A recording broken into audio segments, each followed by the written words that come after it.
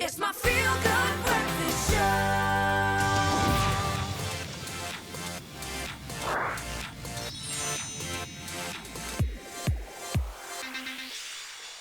Oh, Grant is back, yes, as we continue the Sonic Mania here on your Feel Good Breakfast Show.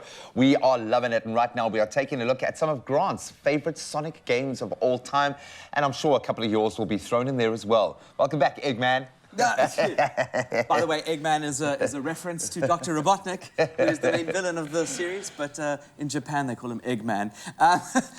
So you want to get nerdy, we're going to get nerdy here, you know what I'm saying? Man, we're going to take it there. There are so many additions to the game, and there is a common thread, yes, but each has had its own kind of idiosyncrasies and little plus points. So take us through some of your faves. Yeah, so one of my favorite parts about Sonic is that it's up and down. Whenever there's a Sonic game released, you never know if it's going to be good or exciting or interesting. And there have been some crazy ones. Over 31 years of celebrating Sonic. Crazy. There have been a whole bunch of them. The first of the three that I like the most probably is going to be Sonic the Hedgehog 3, which is Sonic and Knuckles. The actual name is Sonic the Hedgehog 3 and Knuckles. And Knuckles. Which is a silly name for a game. And why I liked it. Translation, yeah. Why I liked it was that Knuckles included a whole another level of gameplay that I wasn't like familiar with. You know, you run and you jump and you like climb a wall. Use your fist things to climb. Use your fist to climb a wall and everything. So that was really exciting and really interesting. And also, fun fact: Michael Jackson wrote the soundtrack. Oh, wow. So we haven't had a remaster since since all these remasters are coming around because they couldn't get the rights to the music until recently. But the music is banging. Yeah, like brilliant. Who would have thought that like Michael Jackson would have been behind that? So that's really cool.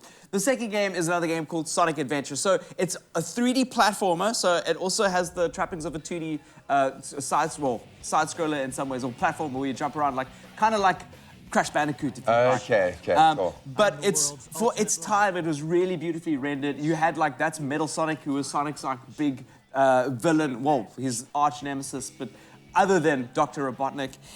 So that was very, very cool. I love it. And then there was also a game called Sonic Unleashed. Oh. So Sonic Unleashed was a game that was pretty recent. When I say recent, Shane, I've been in this industry for a very long time.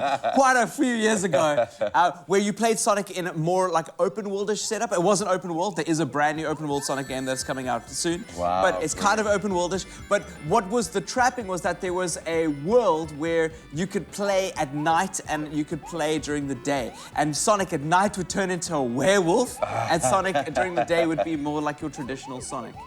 So that was very, very cool. And it gave you kind of like two games in one. And they tried something different. You know, the best Sonics, I feel, are the Sonics where they really attempt to kind of throw you off a little bit. We understand what Sonic the Hedgehog is. Sonic the Hedgehog is this really fast hedgehog that runs through, like, and shows off your system, you know, the power of what your system's capable of. But sometimes you want to, you know, explore that universe a little bit. They've painted this really cool cartoon universe for the whole family, and it's got 30 years of story behind it. So let's do something different. Let's try something new. Yeah. And that's what I like about, you know, games like Sonic Unleashed, which are trying to do and attempting to use that.